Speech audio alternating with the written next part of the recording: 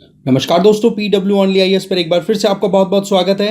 अभी एक बहुत ही इंपॉर्टेंट अपडेट आई है कि इंडिया के पास में पेरिस के साइज का भी 5 गुना ज़्यादा बड़ा एक रिन्यूएबल एनर्जी पार्क है, वो डेवलप हो चुका है। तो ऐसे में ये अपने आप में एक बहुत बड़ी अचीवमेंट है। और जैसे कि हमें बताया कि वेस्टर्न इंडिया की बात करें, राजस्थान या गुजरात की, जहाँ पर कुछ ऐसा एरिया है जहां पर वेजिटेशन मिलना भी बहुत मुश्किल है, रेनफॉल पैटर्न भी बहुत ज़्यादा एरेटिक है, रेनफॉल बहुत कम रिसीव होता है। वहां पर इस तरीके के एनर्जी प्रोजेक्ट्स को लगाना एक अपने आप में इनोवेशन की तरफ इशारा करता है। और यही चीज़ अभी दिखाई दी कि वहां पर एक बहुत बड़ा प्रोजेक्ट डेवलप किया जा चुका है। बताया जा रहा है कि आज से 2-3 साल पहले दिसंबर 2022 में जब गौतम अडानी वहां पर विजिट के लिए गए थे, जिस पर्टिकुलर साइट की हम बात कर रहे हैं जहां पर ये प्रोजेक्ट लगा है, वहां पर एक छोटी सी एयर स्ट्रिप थी। वो लोग बहुत मुश्किलों से वहां पर उनका चार्टर जो है वो लैंड हुआ था। बट आज की परिस्थितियां देखी जाएं तो वहां का बिल्कुल कायापलट हो चुका है।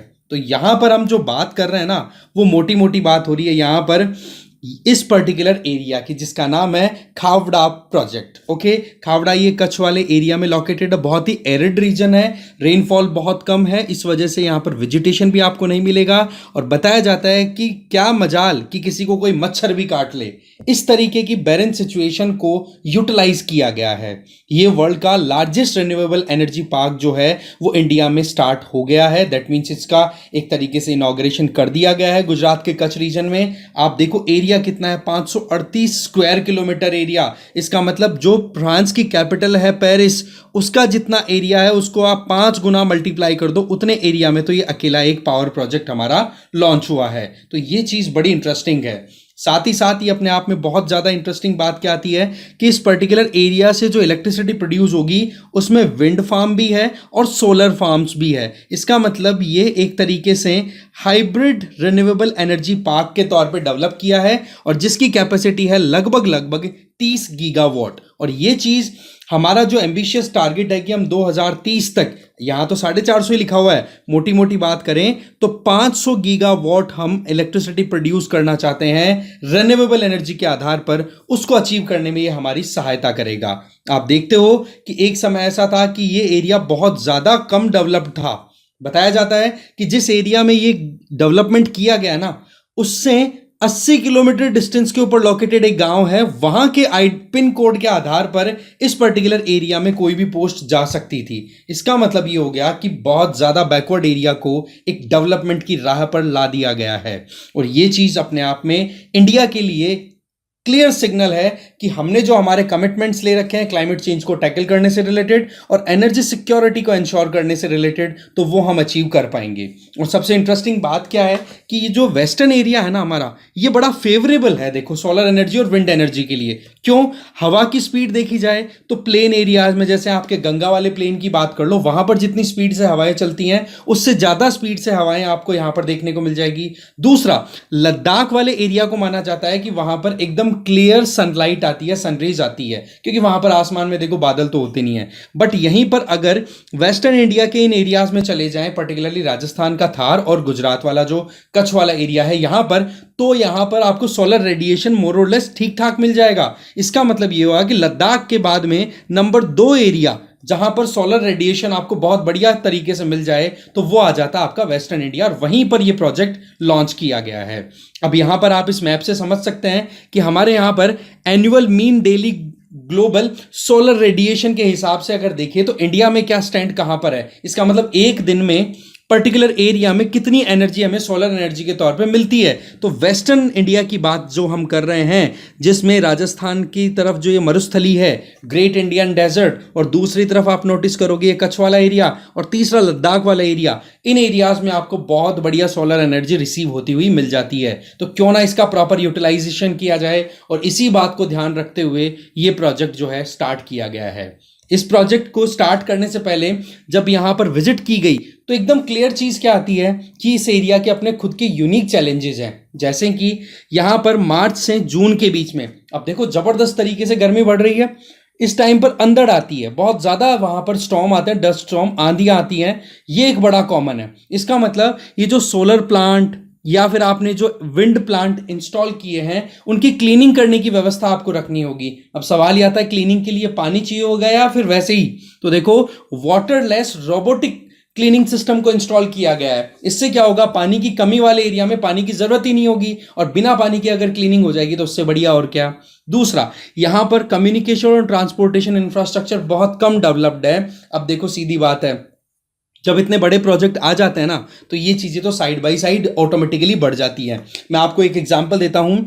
राजस्थान में एक डिस्ट्रिक्ट है जिसका नाम है बाड़मेर, जिसकी बॉर्डर शेयर होती है पाकिस्तान के साथ। वहाँ पर कंप्लीट डेजर्ट एरिया था, बट जब तेल की खोज हुई ना कि यार राजस्थान में भी तेल निकल सकता है, और निकालना जब शुरू किया गया, और वहाँ पर रिफाइनरी का काम भी चल रहा है, अगर हम बात करें तो आज देखो बाड़मेर में ज़मीनों के भाव बहुत ऊंचे जा चुके हैं। वहाँ पर पानी का अरेंजमेंट आर्टिफिशियल तरीके से किया जा रहा है। तो कुल मिलाकर के देखा जाए तो जहां पर स्कोप दिखाई देगा ना, डेवलपमेंट अपने आप हो जाएगा। इसके अलावा हैबिटेबल एरिया से 80 किलोमीटर दूर है, that means favourable living conditions नहीं है, बट अगेन मैं आपको बता दूं टेक्नोलॉजी कहीं ना कहीं सपोर्ट कर जाएगी। इसके अलावा देखा जाए तो रेनी सीजन में यहां पर बहुत ज़्यादा सॉइल जो है उसका इरोजन होता है। अगेन वेजिटेशन की प्रेजेंस नहीं होगी, पानी ज़्यादा गिरेगा तो डेफिनेटली होगा। इसके अलावा ग्राउंड वाटर में भी देखा जाए तो सैलिनिटी आपको ज़्यादा मिलती है। अगेन इसके पीछे लॉजिक क्या है, देखो वेस्टर्न एरिया जो है इंडिया का वो एरिड है, और पहली चीज़ तो यहाँ पर हमें पानी कम मिलता है और गर्मी पड़ती है ज़बरदस्त। बरसात कम, गर्मी ज़बरदस्त।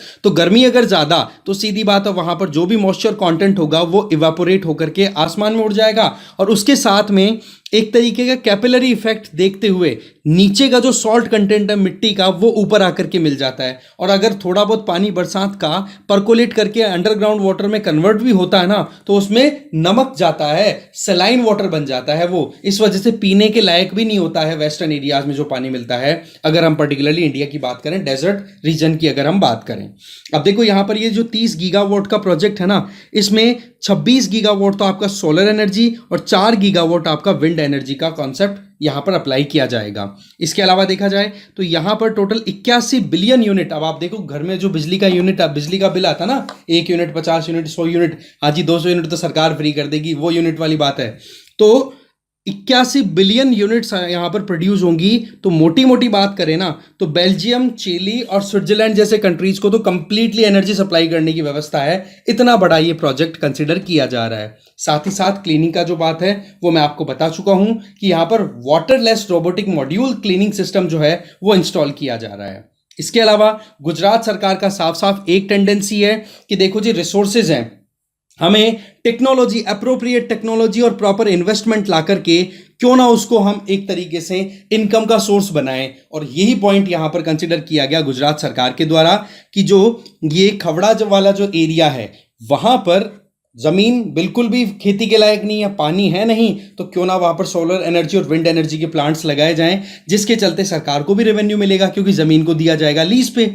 इसके साथ साथ में हमें यह देखना होगा कि देखो हमने खुद ने टारगेट कर रखा है कि हम 2070 तक नेट जीरो एमिशन अचीव कर लेंगे। इसका मतलब ये हुआ कि जितना ज़्यादा हम कार्बन एमिट करेंगे, जितना भी हम 2070 के बाद में, उसको कैप्चर करने की व्यवस्था हम तैयार करके रखेंगे, चाहे फिर वो रिन्यूएबल एनर्जी के थ्रू करें, या कार्बन को कैप्चर करने के लिए प्लांटेशन को प्रमोट करें, या कोई दूसरी कार्बन सीक्वेस्ट्रेशन प्रोसेस को हम अडॉप्ट करें। कहने का मतलब इंडिया का ग्लोबल वार्मिंग में जो कंट्रीब्यूशन है कार्बन एमिशन के थ्रू, उसको हम जीरो कर देंगे। जितना एमिट करेंगे उतना एब्जॉर्ब करने की व्यवस्था।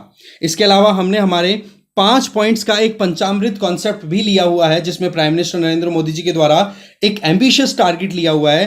पहली चीज कि हम non fossil fuel energy based हमारी जो रिक्वायरमेंट है ना, उसको 2030 तक 500 गीगावाट तक ले जाएंगे।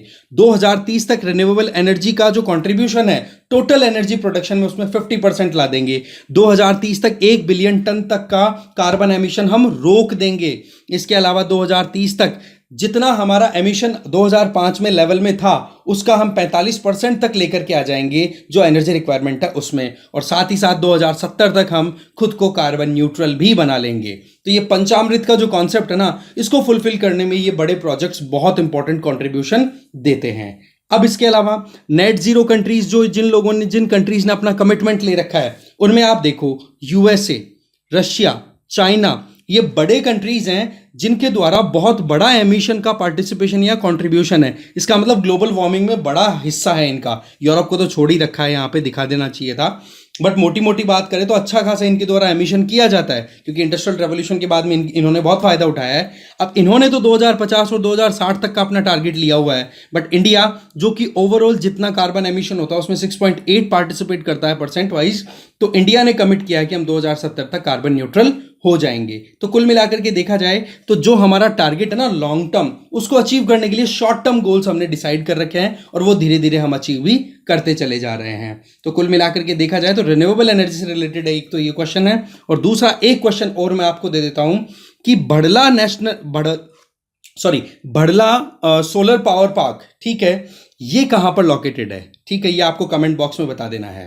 ओके, इसी तरीके से इस वीडियो में हम इसको अभी टर्मिनेट करेंगे। मिलते हैं नेक्स्ट वीडियो में। Thank you very much.